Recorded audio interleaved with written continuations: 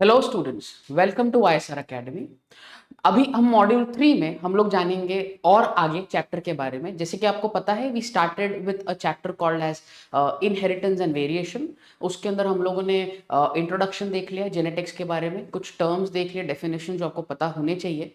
Then we also talked about the laws of inheritance, wherein we talked about three different laws. One was dominance, another was segregation, and the third was independent assortment. We also finished monohybrid cross, and we also finished dihybrid cross. Now, students, we have to move on to the next part of the chapter. As I discussed in the last module, that from here on, the concepts would likely change, which means that now we are entering into the concept of neo-Mendelian genetics. What is neo-Mendelian genetics, or what exactly is post-Mendelian genetics? Let's quickly understand that. As I said कि last time मैंने जब बात किया था कि Mendel may had certain kinds of deviations. His observations were not true for across all the organisms or all the plants or the species. Therefore, there were multiple other group of scientists who actually took his work and carried forward. Okay, and in order to just understand the research that he conducted and find out some new observations, if at all any. So ये सब जानने के लिए अपने को समझना पड़ेगा the next topic, which is called as neo-Mendelian genetics or also called as post-Mendelian genetics. Students, post-Mendelian genetics में हम लोग क्या बात करते हैं? Post-Mendelian genetics में generally when we got to know that there are certain kinds of deviations, कुछ ना कुछ अलग अलग टाइप के deviations है, तो अपने को exactly क्या पता चला इससे? Deviations जो है ना, deviations, these deviations were found in two different forms. कि दो अलग अलग फॉर्म में deviations आपको मिले. One was which was called as intragenic interactions. Okay, one was intragenic interactions. The second type of interaction was what is called as intergenic interactions. Okay, intergenic interactions. Now what exactly do we mean by this? तो अपने को अभी जो post Mendelian genetics है वो हम लोग को इस दो फॉर्मेट में समझना है। कि सबसे पहले जानेंगे what is exactly intragenic intragenic मतलब क्या? इट इज, ये जो इंट्राजेनिक है, it can occur on alleles of same gene. Okay, एक ही जीन के सिमिलर टाइप के अलील्स के अंदर, वही सेम जीन के अंदर जो इंटरैक्शंस होंगे उनको आप कहते हो intragenic interactions. Now example here we have two example जो अपने को समझना है. One is called as incomplete dominance. Okay, one we have to understand is incomplete dominance, and second example we have to understand is what is called as co-dominance. Okay, so एक ये पढ़ेंगे. Intergenic क्या रहता है guys? Intergenic क्या रहता है? Intergenic जो रहता है, it can occur on alleles alleles of different genes. Okay, दो अलग अलग जीन्स में ये पाए जा सकते हैं. And secondly these genes can be located on same और डिफरेंट क्रोमोसोम. एक तो वो सेम क्रोमोसोम पे लोकेटेड हो सकते हैं या फिर वो डिफरेंट क्रोमोसोम पे लोकेटेड हो सकते हैं. सो इसके अंदर हम लोग क्या क्या पढ़ने वाले? As far as our syllabus is concern, we will be understanding about, one is called as multiple alleles. Okay, एक अपन बात करेंगे मल्टीपल अलील्स के बारे में. Then we are also going to talk about pleiotropy. Now students, इसके अलावा भी आपके पास है कुछ टॉपिक्स, जैसे फॉर एग्जांपल एपिस्टैसिस हो गया. Then you have some concept of complementary and supplementary genes. तो ये भी सारी चीजें कवर्ड होती हैं, but we are not going to deal about that. We are, as far as our concept and the syllabus is concern, we will be only talking about 4 major type of deviations जो Mendel के बाद पता चले. एक अपना है incomplete dominance, दूसरा अपना है codominance, then third we have is multiple alleles, and then fourth is what is called as pleiotropy. So students, moving on to the very first concept is what is called as complete dominance, ठीक है, incomplete dominance. Now students, आपने इतना आपको पता रहेगा कि जब Mendel ने डिस्कवर किए थे ये टर्म्स, तब आपको ये पता था कि भाई there is something called as dominant, there is something called as recessive. तो कुछ ना कुछ डोमिनेंट पता था, रिसेसिव क्या है ये पता था, बट वी डिडंट न्यू, और at the time we didn't knew there can be certain kind of very blur layer between that concept of dominance and recessiveness. So there can be certain blur line which can be present, and that what these people discovered. Now who were the pioneers to discover all of these things? So scientist Mendel के research के बाद बहुत सारे अलग अलग scientist, चाहे one of three of the scientist were, एक Hugo de Vries थे जिन्होंने फिर उसके साथ कार्ल कोरेंस थे, एंड देन वॉन शर्मैक थे। इन तीन साइंटिस्ट लोगों ने इसके बारे में, डेविएशंस के बारे में काफी अच्छे से बात किया। सो उसमें का सबसे पहला डेविएशन जो कि मैंने अभी स्क्रीन पे लिखा हुआ है is nothing but what is called as incomplete dominance. Now students, इसको समझना, मैं डेफिनेशन लिख रहा हूं, इसका डेफिनेशन जरा आप समझने का कोशिश करिएगा, ठीक है। देखो डेफिनेशन क्या बोलता है, incomplete dominance states that members of allelic pair express themselves, members of the allelic pair express themselves partially. What is partial expression, students? Partial expression is 50%. मतलब क्या, स्टेटमेंट को जरा समझे कि ये ऐसा टाइप का फिनोमेना है जहां पे दो अगर आपके पास अलील है तो यहाँ पे ना कोई एक डोमिनेंट नहीं है, कोई एक रिसेसिव नहीं है, यहाँ पे दोनों के दोनों अलील्स अपना 50-50% कॉन्ट्रीब्यूशन कर रहे हैं। समझ में आ रहा है? सो मतलब यहाँ पे कोई पूरा डोमिनेंट नहीं है या फिर पूरा रिसेसिव भी नहीं है। तो इसका मतलब क्या है, the condition is what is called as incomplete dominance. ठीक, अब इनकम्प्लीट डोमिनेंस के अंदर आपके पास बहुत सारे अलग अलग एग्जाम्पल्स है। उसमें का सबसे पहले से for example flower colour in mirabilis jalapa, okay, और also called as 4 o'clock plant, ठीक है, 4 o'clock प्लांट। या फिर दूसरा हो सकता है in antirrhinum majus, okay, antirrhinum majus which is also called, commonly called as snapdragon, ठीक है, ये भी एक टाइप का प्लांट है। सो इसके अंदर आपको दिख सकता है। अब एग्जैक्टली है क्या, ओके, अभी इस क्रॉस को थोड़ा जानते हैं, जरा समझिएगा। सो अभी मैंने क्या किया, आई हैव पेरेंट्स, ओके, मेरे पास पेरेंट्स है। पेरेंट्स कौन से है, यू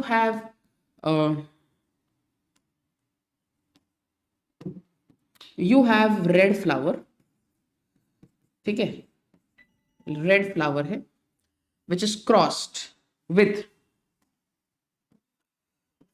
व्हाइट फ्लावर, ठीक है। सो आपके पास रेड फ्लावर है जो आपने व्हाइट फ्लावर के साथ क्रॉस किया है। रेड फ्लावर कैसे दिखेगा, जीनोटिपिक हिसाब से capital R, okay, because coloured was a dominant character as far as 7 pairs of contrasting characters are concerned. Then you have white which will appear to be something like this, बराबर है, okay, ये अब क्या again same monohybrid cross, इधर देखो, यहां से क्या आएगा, यहां से there will be capital R, okay, यहां से there will be small R. अब ये जो पूरा का पूरा ये बना, ओके, ये जो गैमेट आपके पास यहाँ पे बना, अभी उसको अपन क्या करेंगे, उसको अपन सेल्फिंग कर देंगे, ठीक है। अब अपन सेल्फिंग कर देंगे, तो सेल्फिंग जब करेंगे, सो से for example selfing of F1 करना क्या है, कुछ नहीं, अभी आपको यहाँ पे same capital R crossed small R, मतलब आपने उसके ही जैसे के साथ आपने उसको क्या कर दिया, सेल्फ कर दिया, ठीक है। अब क्या निकालो cross, to pull out a monohybrid cross here. मैं यहाँ पे उसको नेक्स्ट स्क्रीन पे लेके जा रहा हूँ, ओके फाइन। सो मान लो मुझे अभी F2 फाइंड आउट करना है।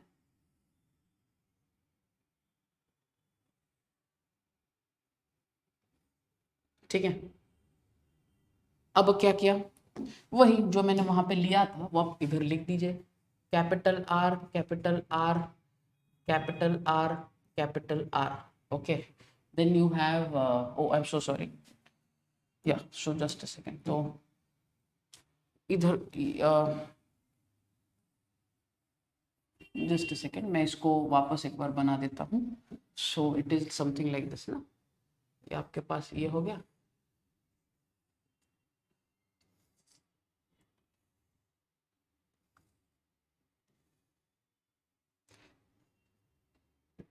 ओके, अब क्या, वही इधर लिख दीजिए, कैपिटल आर, इधर कैपिटल आर, इधर स्मॉल आर, वही गैमेट्स को मैंने लिख दिया है।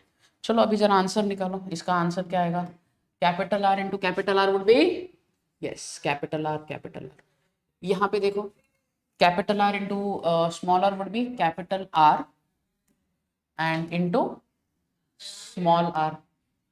सेम अगेन, कैपिटल आर, इधर capital R into small R and then you have small R into small R. देखो कुछ इस तरीके से है। अभी जो मैंने लिखा है, it is nothing but the cross, the genotype. अब इसका फिनोटाइप निकालो, भाई कैपिटल आर का phenotype would be red flower. ठीक है, ऑब्वियसली। स्मॉल आर का phenotype would be white flower. यहां तक तो सब कुछ सही है। नाउ कहानी कहां पे पता है, capital R and small R. इसको क्या करेंगे ना, अगर मैं मेंडल के हिसाब से देखूं, ठीक है, look at the screen there, अगर बाय चांस मैं मेंडल के हिसाब से देख रहा हूं तो मेंडल के हिसाब से यहाँ पे डोमिनेंट कैरेक्टर कौन सा था, dominant character was nothing but the capital R. तो capital R was the dominant character which was resembling the red color of the flower, which means that the color of the flower should be red here according to Mendel। but ये उनको observation वहां पे नहीं आया। उनको observation क्या आया, यहां पे उनको मिला है पिंक फ्लावर, उनको मिल गया पिंक फ्लावर। ये रहा तुम्हारा डेविएशन, तो अगर बाय चांस आपको ये यहाँ पे समझना है कि ये इसको न्यू मेंडलिज्म क्यों बोलते हैं या फिर उसको मेंडल पोस्ट मेंडेलियन क्यों बोलते हैं, बिकॉज यहाँ पे कैपिटल आर स्मॉल आर जो आपने निकाला, it did not have red colour of flower, it had pink colour of flower. So आपको ऑब्जर्वेशन में कैपिटल आर स्मॉल आर दोनों ने अपना कंट्रीब्यूशन 50-50% किया। मतलब red colour capital R contributed 50% to the flower, white color small r contributed 50% to the flower, so capital R into small r दोनों 50-50। तो when you mix red color and white color you'll get pink color, so that's how it is। so बोलने का मतलब क्या है कि भाई pink colour का फ्लावर आपको यहाँ पे मिल गया है। ठीक है, रेशो निकालेंगे, रेशो चलो मेरे को बताओ फिनोटिपिक रेशो क्या आएगा। वीडियो पॉज करो और मुझे यहाँ पे बताओ कि फिनोटिपिक रेशो क्या आएगा, correct. phenotypic ratio will be 1 red is to 2 pink, okay, is to 1 white। Genotypic देखो, genotypic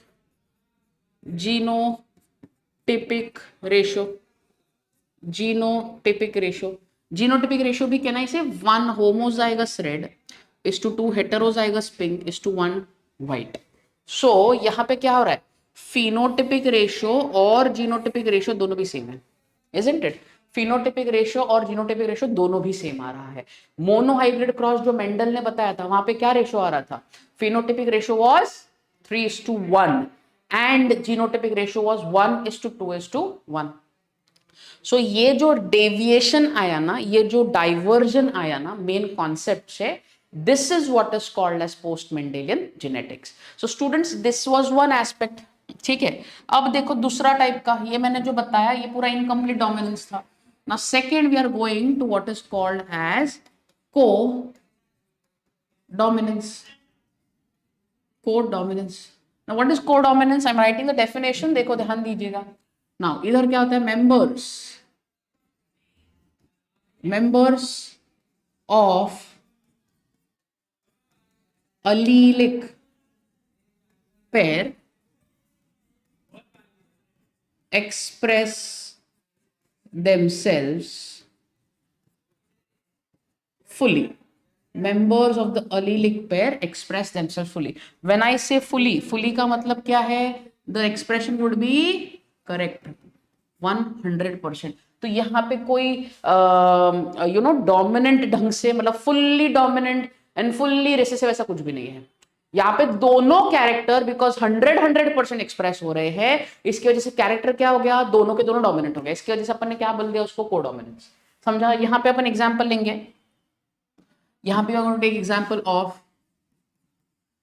coat color of cattle. Coat colour मतलब स्किन का कलर. ठीक है, स्किन कलर ऑफ कैटल. जरा देखेंगे अभी क्या है. सबसे पहले आपके पास one type. Again I am going to write your parents. So you have parents crossing with red cattle which is crossed with white cattle. ठीक है, ये फिनोटाइप हो गया. जीनोटाइप बताइए. It will be capital R. यहाँ पे सोचो क्या स्मॉलर आएगा? अभी जस्ट मैंने बोला कि भाई रिसेसिव का कॉन्सेप्ट यहाँ पे एग्जिस्ट ही नहीं कर रहा. बिकॉज रिसेसिव का कॉन्सेप्ट यहाँ पे एग्जिस्ट कर ही नहीं रहा है, तो फिर स्मॉल लेटर्स आएगा क्यों? तो फिर क्या करना पड़ेगा? मुझे व्हाइट का ही कैपिटल लेटर लेना है, क्योंकि कैपिटल आर तो हो गया. तो अभी मैंने क्या कर दिया? यहाँ पे कैपिटल W ले लिया. अगेन सुनना, कैरेक्टर यहाँ पे एक भी रिसेसिव नहीं है. बिकॉज यहाँ पे एक भी कैरेक्टर, एक भी अलील रिसेसिव है ही नहीं. दोनों के दोनों क्या हो गए? डोमिनेंट हो गए. एंड बिकॉज दोनों के दोनों डोमिनेंट हो रहे हैं तो एक्सप्रेशन कैसा रहेगा? एक 100%, एकदम 100% एक्सप्रेशन रहेगा. तो इसकी वजह से क्रॉस करेंगे तो देखो किस तरीके से आ रहा है. So it will be capital R, okay, and into small w, one gamete. Another will be capital R into capital W. ठीक है, अब क्या? अब you pull out the probabilities for the monohybrid cross. Monohybrid cross के लिए probabilities देख लीजिए. तो यहाँ पे मैंने वापस एक क्रॉस बनाया, सॉरी एक चेकर्स बोर्ड बनाया. उस चेकर बोर्ड में मैंने एक जगह पे ये देखो कुछ इस तरीके से भर दिया. सो you have R, you have W. चलो भर दो. यहाँ पे रहेगा कैपिटल R, ओके. यहाँ पे रहेगा कैपिटल R, यहाँ पे रहेगा कैपिटल R, यहाँ पे रहेगा W. बराबर है. ये जो मैंने लिखा वो क्या था? वो था अपना जीनोटाइप. चलो फिनो निकालो. फिनो, ये रेड कैटल. ठीक है, ये वाला it will B white cattle. ये क्या पिंक है? गाय या बैल या कैटल कभी पिंक कलर का देखा है? पिंक नहीं है. पिंक कब होता? जब कैरेक्टर 50% कंट्रीब्यूट करता है. यहाँ पे क्या हो रहा है? 100% कंट्रीब्यूशन है. बिकॉज 100% कंट्रीब्यूशन, इसके वजह से यहाँ पे कलर होता है रोवन कलर. समझते हो गाइस? रोवन मतलब अगर मान लो कि एक कैटल है तो उसके ऊपर रेड कलर की कैटल होगी तो व्हाइट कलर के धब्बे, या फिर व्हाइट कलर की कैटल होगी तो रेड कलर के धब्बे. तो मतलब धब्बे मतलब ऐसा स्पॉट्स आता है. आपने वो कार्टून्स में वगैरह देखा रहेगा. वो एक टाइप की गाय होती है जिसको आप जर्सी बोलते हैं, जिसको ब्लैक एंड व्हाइट गाय होती है. वो कि ब्लैक सरफेस रहेगा पूरा and then you have white spots, वैसा. So something like that. So this kind of arrangement wherein each and every both the colors are getting expressed 100% is nothing but the codominance or complete dominance. So if I have to find out the phenotypic and the genotypic ratio, can I do that? Yes, phenotypic ratio. चलो phenotypic ratio बताइए. Look at the screen. चलो phenotypic ratio बताओ. Phenotype बाहर से कैसे दिखेंगे? So देखो 1 red is to 2 roan is to 1 white. वही आया. जीनोटाइप, कैन आई से जीनोटाइप भी सेम आएगा? देखो जरा वापस चेकर बोर्ड पे, चेकर बोर्ड पे देखो वापस, the genotype would be same, 1 homozygous red is to 2 heterozygous Rowan and is to 1 white. So again 1 is to 2 is to 1. So ratio, phenotypic ratio and genotypic ratio of codominance is exactly similar. देखो समझ में आ रहा है क्या मैं क्या लिख रहा हूँ? So यहाँ पे क्या बताया मैंने तुमको इनकम्प्लीट डोमिनेंस के बारे में बताया, इनकम्प्लीट डोमिनेंस के साथ साथ मैंने तुमको बताया कोडोमिनेंस क्या है, कोडोमिनेंस के बारे में डिटेल में बात किए, ठीक है। नाउ अभी जाते हैं तीसरे मुद्दे पे। तीसरा मुद्दा is what is called as multiple alleles. Okay, multiple alleles, multiple alleles. Okay, multiple alleles. Now if I have to define multiple alleles, क्या होगा मल्टीपल अलील? देखो ध्यान दो, multiple alleles can be defined, they can be defined as, okay, they can be defined as 2 or more alternative forms of the gene, okay, occupying the same locus, occupying the same locus on homologous chromosome। Okay, ये definition जाना पहचाना क्यों लग रहा है? ये definition एक बार जरा रीड करेंगे, क्या लिखा है मैंने? 2 or more alternative forms of the gene occupying the same locus on a homologous chromosome or a same chromosome, ये अलील्स का डेफिनेशन है। और वही डेफिनेशन है, वही कॉन्सेप्ट वही है। यहाँ पे क्या होता है, मल्टीपल अलील्स जो होते हैं, ओके, अपना जो मल्टीपल अलील्स होते हैं, these multiple alleles are formed due to a process which is called as mutation। ठीक है, म्यूटेशन समझते हो? म्यूटेशन मतलब चेंज इन द डीएनए में कोई भी अगर चेंजेस हो जाता है उसको आप म्यूटेशन बोलते हो। सो जब ओरिजिनल डीएनए को आप बोलेंगे, मैं बता रहा हूं, form due to mutation of wild type of gene. सब जो ओरिजिनल जीन है, उस ओरिजिनल जीन को अपन ने बोला wild type of a gene. जब wild type of a gene में जब कोई भी टाइप का म्यूटेशन बहुत बार हो रहा है, मल्टीपल टाइम्स हो रहा है, तो उसी का एग्जाम्पल होता है अपना multiple alleles. Okay, so multiple alleles में हम लोगों ने क्या ये लिया है, एग्जाम्पल लिया अपने टेक्स्ट बुक में। So we have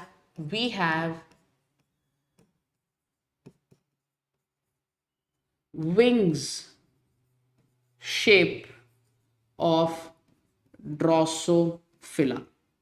guys Drosophila जो होता है ना, Drosophila is also called as fruit fly. ठीक है, Drosophila is also called as fruit fly. Fruit fly मतलब क्या, जो ऐसे सड़े हुए खाने पे वगैरह आते हैं उसको आप फ्रूट फ्लाई बोलते हो। सो फ्रूट फ्लाई ड्रोसोफिला है, छोटे छोटे मक्खियां होती है, एकदम छोटी छोटी मक्खियां होती है, उनका अपन विंग्स देखेंगे। अब इनके पास जो विंग के लिए रिस्पॉन्सिबल जीन है ना, समझना जरा, विंग के लिए इनके पास जो रिस्पॉन्सिबल जीन है, the gene which is responsible is nothing but the VG. Okay, एक जीन का नाम है, उस जीन का नाम क्या है? वीजी एक टाइप का जीन है। अभी ये जो वीजी है ना, वीजी, इसके अंदर बहुत बार मल्टीपल टाइप के म्यूटेशंस होते हैं। सो अपन उसको बोलेंगे रिपीटेड म्यूटेशंस। ठीक है, रिपीटेड म्यूटेशन, जब बहुत रिपीटेड म्यूटेशंस होते जाते हैं तो फिर वीजी जो है ना वो अलग अलग तरीके से एक्सप्रेस करता है। जैसे फॉर एग्जांपल, अगर अभी मैंने बोला, okay, if I have to show you how normal wings look, okay, तो नॉर्मल विंग्स जो होते हैं it will be VG plus, say for एक प्लस मतलब अपने पास मान लो नॉर्मल विंग्स प्रेजेंट है। Then there is another type of a wing which is called as nicked wings, okay, some kind of abnormality, okay, so उसको अपन represent करते VGNI, NI for nicked, ठीक है। देन यू हैव व्हाट इज कॉल्ड एज notched notched wings. Notched wings is by VGNO. Then you have another which is called as strapped wings. Strapped wing stands for VGST. Okay, and then you have vestigial मतलब क्या, no wings, जब wings present नहीं होते तो vestigial, VG minus. So can I say at the end of the day जब आप देखेंगे यहाँ पे स्क्रीन पे, अगर आप देखेंगे तो है तो सारे विंग्स ही ना, बट कैन आई से इसके कुछ ना कुछ चेंजेस आ रहे हैं, कुछ ना कुछ डाइवर्जेंस दिख रहे हैं, कुछ ना कुछ डिविएशन, कि एक ही जीन, वो जीन तो वो वही था, उसके बहुत सारे अलग अलग एक्सप्रेशन के फॉर्म्स आपको दिख रहे थे। वो जो अलग अलग एक्सप्रेशन के फॉर्म्स है वो आपको 5 फॉर्म में दिखे। सबसे पहले आपको दिखा नॉर्मल विंग, फिर आपको दिखा निक्ड विंग, फिर दिखा strapped, notched, and then you have vestigial which means no wings. So this is an example जो अभी मैंने यहाँ पे स्क्रीन पे लिखा है, this is an example of what is called as multiple alleles. Multiple alleles are exclusively in this case, as far as your syllabus is concerned, you will be able to identify and understand as far as drosophila का wing shape is concerned. So drosophila का पूरा नाम हालांकि मैं बता रहा हूँ, it is Drosophila मेलानोगैस्टर। ठीक है, ड्रोसोफिला मेलानोगैस्टर जो है वो इसका पूरा नाम है, बट अगर आप चाहिए तो फ्रूट फ्लाई या सिर्फ ड्रोसोफिला भी याद रख सकते हैं, उसका कोई इशू नहीं है। ठीक है, अभी क्या, ये तो तीसरा हो गया। Now we are moving on to the fourth part. Fourth part is nothing but what is called as pleiotropy. Pleiotropy. Now what is pleiotropy? Pay attention. Pleiotropy is nothing but when one gene controls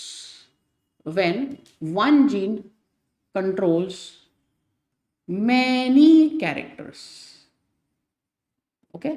जब एक ही gene अपने पास है और वो बहुत सारे characters को control कर रहा है, उसको अपन बोलते हैं प्लायोट्रोपी, उसको बोलेंगे प्लायोट्रोपी।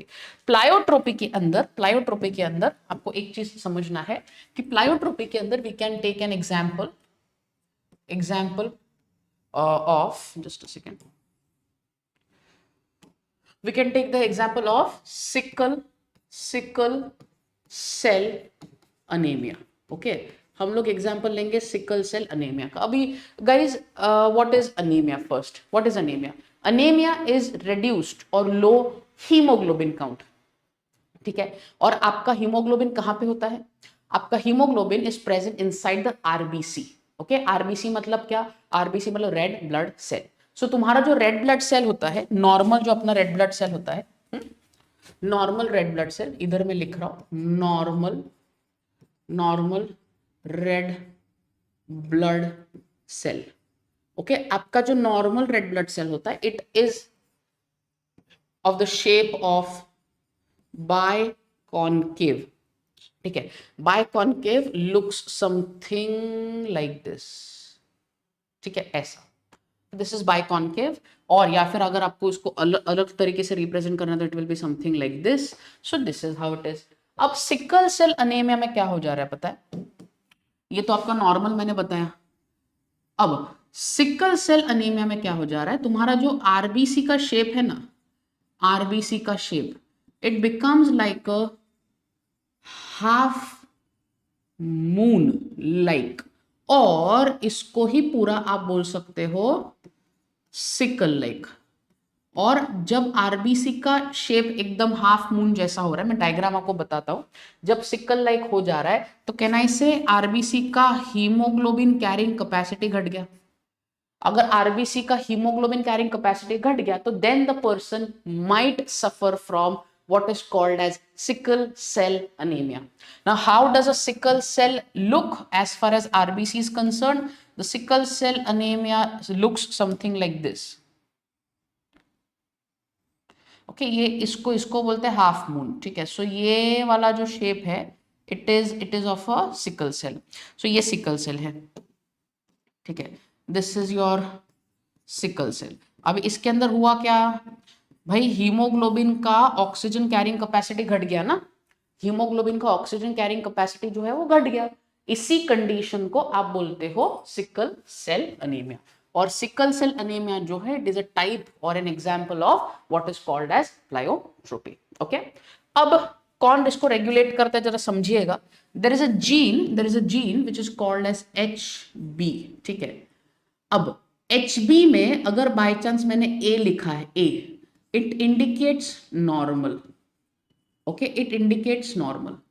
अगर बाय चांस मैंने लिखा HB और S it indicates sickle cell anaemia. ठीक है, अभी अगर मैं इसके हिसाब से, ये दो जीन है मेरे पास, एक जीन है जो HBA का है which is normal, and then you have HBS का which means sickle cell anaemia. इससे मेरे पास तीन टाइप के प्रोबेबिलिटीज मिलती है in terms of gametes. So one will be HBA HBA, okay, दोनों बार बिकॉज डिप्लॉयड कंडीशन तो AA। दूसरा हो सकता है HBS HBS। तीसरा क्या हो सकता है, तीसरा कैन बी HBA HBS। ठीक है, अब देखकर आपको ये लगेगा कि देखो मान लो फिनो, ये तो जीनोटाइप लिखा मैंने, फिनोटिपिकली ये पर्सन कैन आई से विल बी नॉर्मल बिकॉज दोनों जीन्स देखो AA है। यहाँ पे कहना है इसे दोनों जीन्स एबनॉर्मल है तो पर्सन को क्या हो जाएगा, सिकल सेल अनीमिया। बट यहाँ पे जरा देखिए, यहाँ पे जरा देखो, एक जीन तुम्हारा नॉर्मल है, ठीक है, ए है, और दूसरा जीन जो है तुम्हारा वो सिकल सेल अनीमिया का है।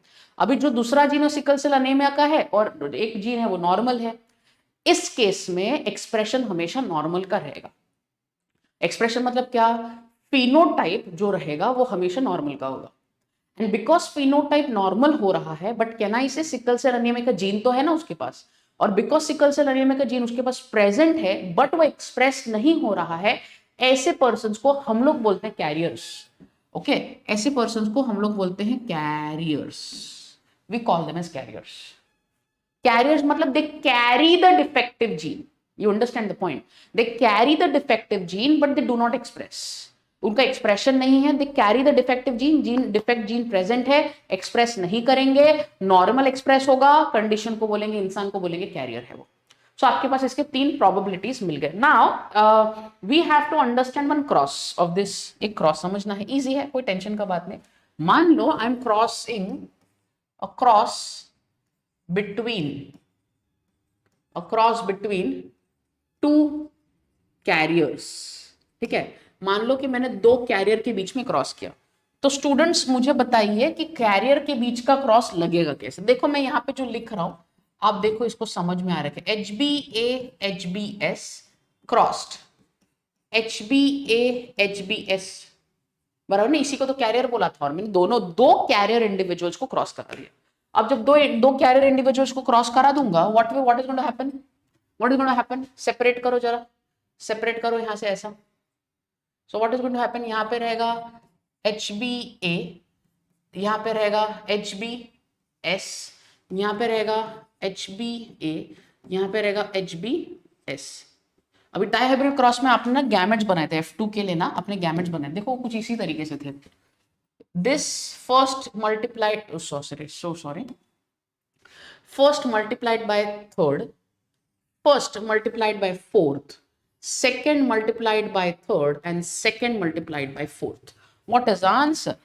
Chalo, let's find out quickly. We'll understand the answer. So यहाँ पे you have HBA HBA. Okay, this is one gamete. Then you have another as HBA HBS. This is another gamete. Third gamete would be HBA HBS. This is your third gamete. And fourth gamete would be HBS HBS. अभी ये जो मैंने यहाँ पे लिखा है ये genotype है, ठीक है, ये जीनोटाइप है। फिनोटाइप निकालो, फिनोटाइप क्या रहेगा, फिनोटाइप इसका, can I say go back to the screen. HBA क्या था, HBA क्या था, नॉर्मल था, नॉर्मल था ना। तो चलो फटाक से अगर नेक्स्ट वाले स्लाइड में जाएंगे तो बताइए यहाँ पे क्या हो जाएगा, this is, can I say this is normal. ठीक है, ये जो होते हैं दिस इज कैरियर। ठीक है, देखो जरा पीछे, सॉरी, कैरियर। उसके बाद this is sickle cell anaemia. ठीक है ना। अगर मुझे यहाँ पे रेशियो निकालना है, रेशियो निकालना है, तो 1:2:1, बट ये जो सिकल सेल अनेमिया जिसको हुआ है, ओके, ये जो सिकल सेल अनेमिया है ना, दिस पर्सन और this child will be fatal. Okay, मतलब ये मर सकता है, तो आप इसको काउंट नहीं करते हो। So what will be the final answer? Final answer for pleiotropy is 1:2। ये 1 मर गया ना, तो ये एलिमिनेट हो गया। बिकॉज ये एलिमिनेट हो गया है तो फाइनल रेशियो क्या आ गया? फाइनल रेशियो आ गया आपका 1:2। देखो समझ में आ रहा है क्या? मैंने क्या किया, मैंने तुमको चौथा कॉन्सेप्ट बता दिया विच इज कॉल्ड एज प्लायोट्रोपी। प्लायोट्रोपी के अंदर मैंने क्या डिस्कस किया था? जब आपके पास एक जीन है और बहुत सारे कैरेक्टर्स को कंट्रोल कर रहा है, तब उसको अपन ने क्या बोला? उसको बोला प्लायोट्रोपी। एग्जाम्पल किसका लिया अपन ने? एग्जाम्पल लिया है सिकल सेल अनीमिया का। सिकल सेल अनीमिया क्या रहता है? Sickle cell anaemia is change in the shape of the RBC, जिसकी वजह से हीमोग्लोबिन कैरिंग कंटेंट कम हो गया, और फिर आपने 3 जीनोटाइप्स लिया, उसको क्रॉस करके आपको ये आंसर आ गया। This are the 4 deviations. ये आपके 4 डेविएशंस है जो आपको पढ़ने हैं। इनकम्प्लीट डोमिनेंस है, कोडोमिनेंस है, मल्टीपल अलील्स एंड प्लायोट्रोपी है। ठीक है, ये 4 deviations. Now we are going to the next part of the chapter. Okay, the next part of the chapter is nothing but the chromosomal theory of inheritance. Okay, students pay attention. The next concept that we are going to discuss is nothing but chromosomal theory of inheritance. Okay, now we'll understand the role of a chromosome. अभी समझेंगे अपन chromosome का role क्या है exactly, इसके अंदर contribution क्या रहा। So now students, as we all know that there is something called as chromosomes. Okay, आपने 11th स्टैंडर्ड में भी ये पढ़ा है क्या कि भाई आपको एक चैप्टर था सेल डिवीजन वाला, उसके अंदर अपने डीएनए क्रोमोसोम की बात किया था। बट फिर भी अगर बाई चांस पता नहीं रहेगा तो मैं इधर यहाँ पे एक्सप्लेन कर देता हूँ आपको कि एग्जैक्टली क्या है difference. So you have a long thread of DNA. ठीक है, you have a very long thread of DNA.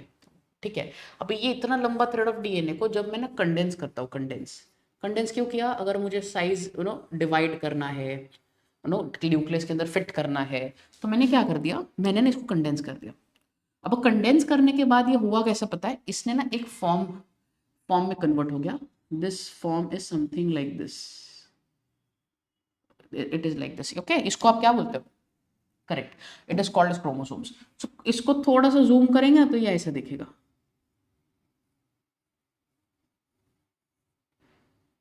कुछ समझ में आ रहा है क्या कर रहा हूं मैं?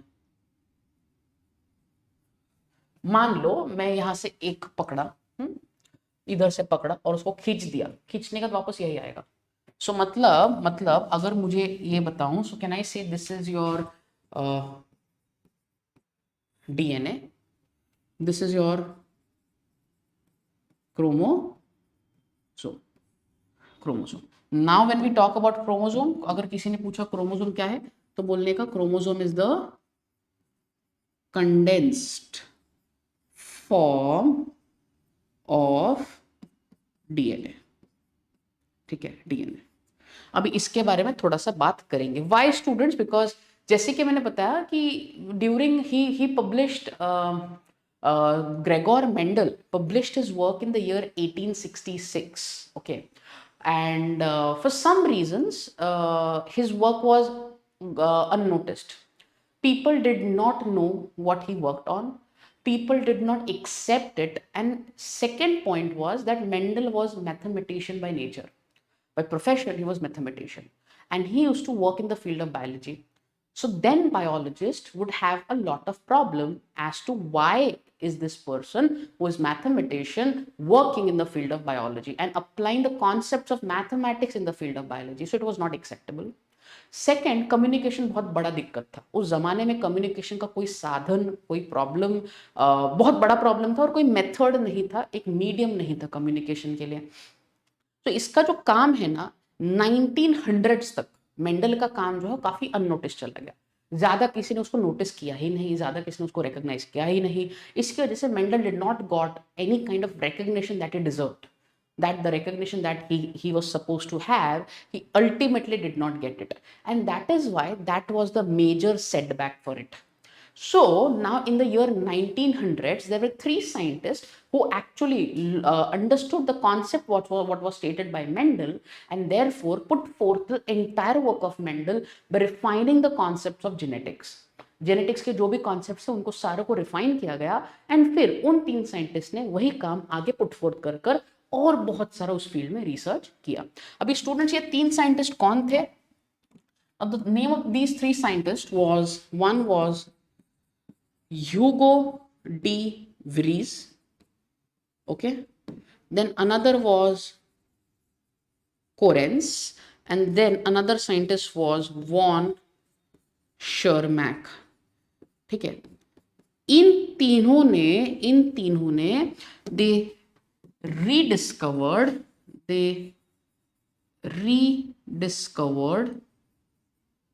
Mendel's, they rediscovered Mendel's work.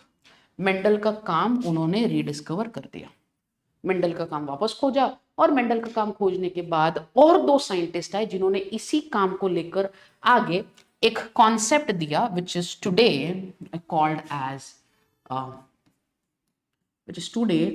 As chromosomal theory. आज उसको बोलते हैं अपन chromosomal theory.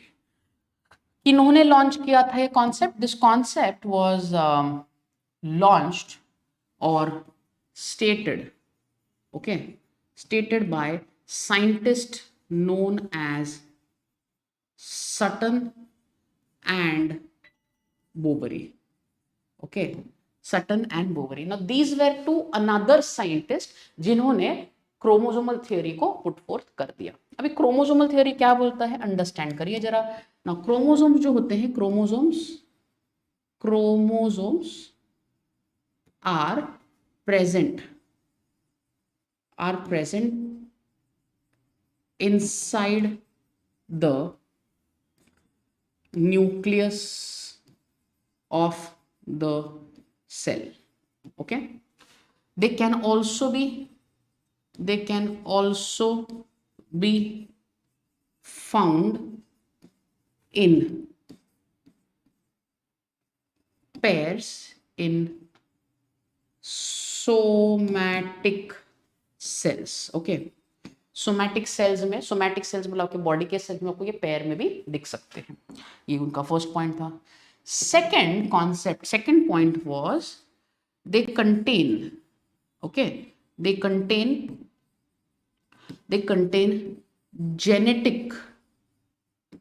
genetic information. Okay, they contain genetic information which is necessary for heredity, that is inheritance. Okay, and variations. ये अपन एकदम चैप्टर के स्टार्टिंग में डिस्कस कर लिया.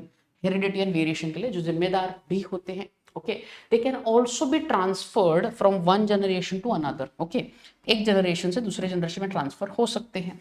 Okay, now gametes contains a single set of chromosome. Okay, single set of chromosome which can pass the information. They can pass the information from one generation to another. देखो मैंने यहाँ पे 3 points लिखे हैं आपके सामने कि भाई किसने स्टेट किया है, सटन एंड बोवरी ने. क्रोमोसोम्स है अपने न्यूक्लियस में प्रेजेंट होते हैं. हैप्लॉइड सेट सोमैटिक सेल्स में पेयर्स में मिल सकते हैं. They also contain genetic material. Heredity and variation के लिए बहुत जरूरी है. Gametes also contain single set of chromosome. But जब यूनियन होता है गैमेट्स का, ओके अभी जरा ध्यान देना, this was I guess the 4th point. ठीक है, जब यूनियन होता है, okay, the union of sperm and ovum. Okay, the union of sperm and ovum restores the diploid number of chromosomes. Okay, they restore the diploid number of chromosomes. ये आपने बचपन में पढ़ा था कि आपको ये पता है कि sperm contains single set of chromosome और ovum again contains single set of chromosome. ठीक है, सो इन दोनों को जब आप फ्यूज कर दोगे तो you are going to get 2n which is zygote ना, which is zygote. So वापस आपको diploid condition मिल गया. So this is what it is. Now when you talk and understand about a chromosome, okay, chromosome के बारे में जरा पढ़ते हो, structure of chromosome. Okay, जब क्रोमोसोम के स्ट्रक्चर के बारे में पढ़ते हो तो आपको ये पता रहेगा कि इट इज एक्स शेप्ड, बराबर है, and it is best visible in a type of phase which is called as metaphase. So metaphase पता है सेल डिवीजन का एक फेज होता है, prophase, then you have yes metaphase, then you have anaphase and then you have telophase. So ये जो एक shape structure है मेटाफेज में आपको बहुत क्लियरली दिख सकता है. ओके, इसका साइज जो है, साइज, इसका जो साइज होता है, size, it is in microns. ठीक है, इट इज इन माइक्रॉन. इसका वैल्यू याद रखना जरूरी नहीं है. इसका साइज जो होता है वो माइक्रॉन में होता है. बहुत छोटा साइज का क्रोमोसोम आपको दिखने को मिलता है. उसके बाद अगर कोई ऑर्गेनिज्म में, ठीक है, जरा समझना अब क्या लिख रहा हूं मैं. ठीक है, एन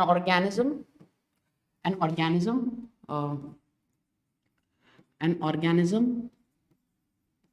के पास कितना रिपीटेटिव यूनिट है क्रोमोसोम का. Organism which can contain repetitive units of what is called as chromosome. Okay, कितने रिपीटेटिव यूनिट्स है उसको आप बोलते हो प्लॉइडी. उसको बोला प्लॉइडी. ठीक है, अगर ऑर्गेनिज्म को जितना चाहिए उतना क्रोमोसोम है, मतलब if an organism contains complete set of chromosomes. If an organism contains complete set of chromosome, it is called as euploidy. very very very very important. अगर ऑर्गेनिज्म के पास जितने चाहिए, जैसे फॉर एग्जांपल ह्यूमंस को कितने चाहिए 46, अगर है 23 पेयर्स प्रेजेंट है, 46 क्रोमोसोम्स प्रेजेंट है, तो फिर आप उसको बोलेंगे यूप्लॉइड और euploidy. Okay, either addition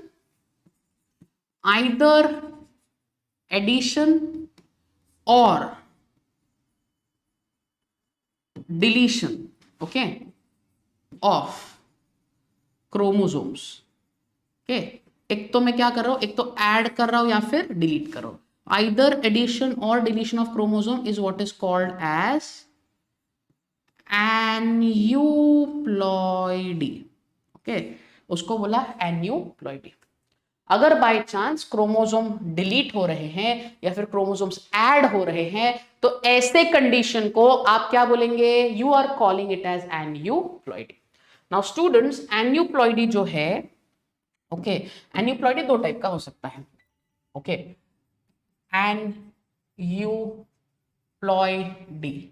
aneuploidy दो टाइप का हो सकता है. ठीक है, one is called as hyperploidy. Okay, another is called as hypoploidy. So one is called as hyperploidy and another is called as hypoploidy. Now सबसे पहला is hyperploidy.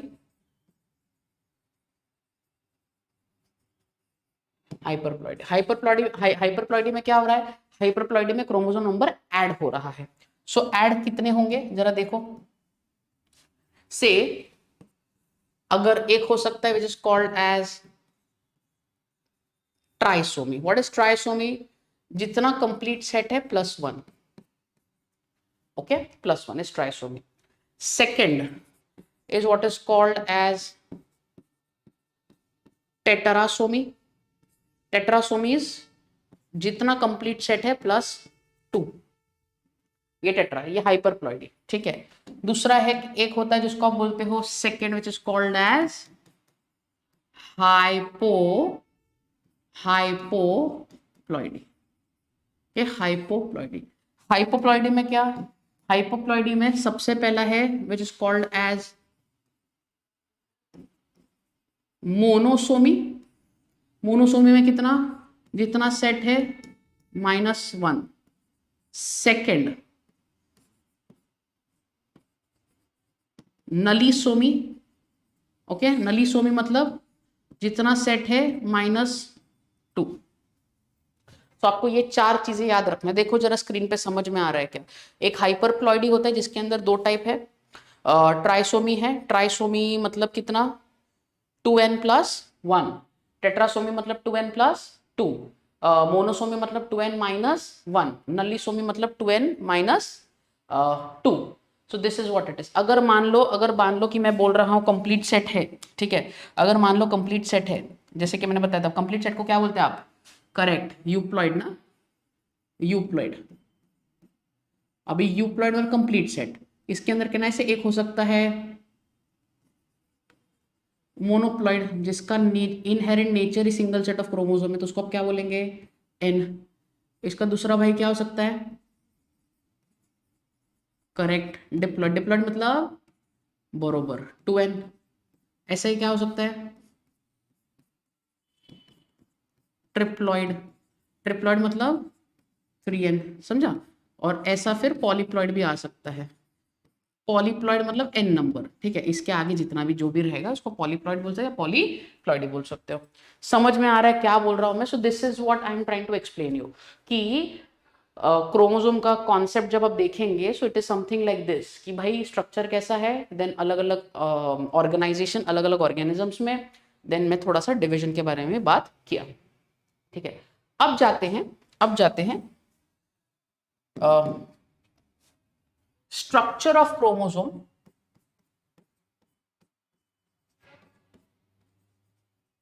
Structure of chromosome के based on location of centromere. Now student, centromere क्या आपको पता है? Centromere क्या होता है पता है? ये देखो, मान लो कि तुम्हारा ये क्रोमोसोम है. क्रोमोसोम जिस लोकेशन से अटैच हो रहा है ना, क्रोमोसोम कहने से इधर से अटैच हो रहा है ये, तो इसको आप बोलते हो सेंट्रोमियर. इसको बोलते हो सेंट्रोमियर. तो सेंट्रोमियर के पोजीशन के हिसाब से आपके पास चार अलग अलग टाइप के क्रोमोसोम्स दिख सकते हैं. अब ये कौन से चार अलग अलग टाइप के क्रोमोसोम्स है? चलो, सबसे पहला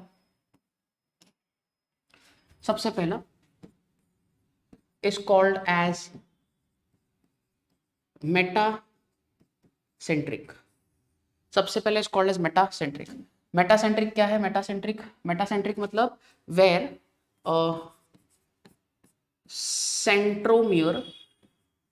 centromere is present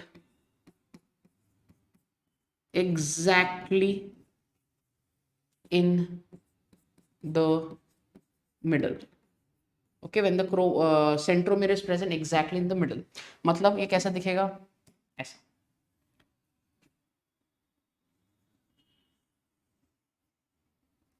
ओके, इसमें देखो, ये आर्म और ये आर्म दोनों सेम है.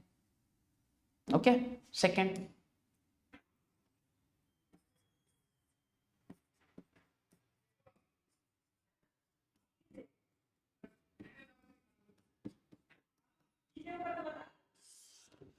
दूसरा है सब submetacentric submetacentric where centromere is present little above the center, ठीक है, सेंटर से थोड़ा सा ऊपर है। तो स्ट्रक्चर कैसा बनाएंगे, ये देखो ऐसा, देखो यहाँ पे सेंट्रोमेर थोड़ा सा ऊपर शिफ्ट हो रहा है। Okay, number 3,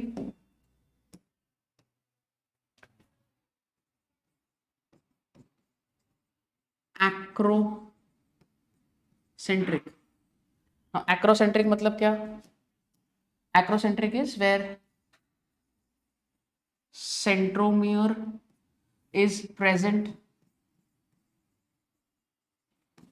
near the end of chromosome।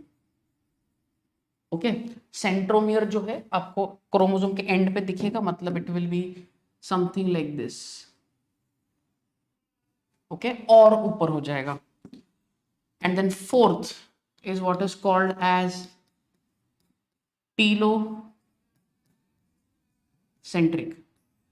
Telocentric मतलब सेंट्रोमियर जो रहेगा, ओके, सेंट्रोमियर जो रहेगा it will be present at the end of the chromosome. Chromosome के एग्जैक्टली एंड में प्रेजेंट रहेगा। मतलब how is it going to look, it will be something like this, ऐसा, समझा। तो स्टूडेंट्स ये 4 अलग अलग क्लासिफिकेशंस, ये 4 अलग अलग classification. So one is it also appears to be V shaped, this is L shaped, this is J shaped and this is I shaped. सो इसके वजह से 4 अलग अलग कैटेगरी यहाँ पे बन गई। आज के मॉड्यूल में हम लोगों ने क्या क्या देखा, we started with post Mendelian genetics, we finished that, we also enter into the chromosomal theory. अभी नेक्स्ट मॉड्यूल में अपने को क्या पढ़ना है, स्ट्रक्चर, क्रोमोसोम के स्ट्रक्चर को और थोड़ा सा बात करेंगे, and then we will jump on to the concept of linkages, जो कि और एक अलग कॉन्सेप्ट पड़ जाता है। आई होप कि आपको ये वीडियो समझ आया होगा। अगर कुछ डाउट्स है please put down in the comment section, we will reply you as early as possible. And if you like our video, if you appreciate our work, please do consider subscribing our YouTube channel and like the video and share the video. Till then, I'll see you in the next class. Till then, take care and stay safe.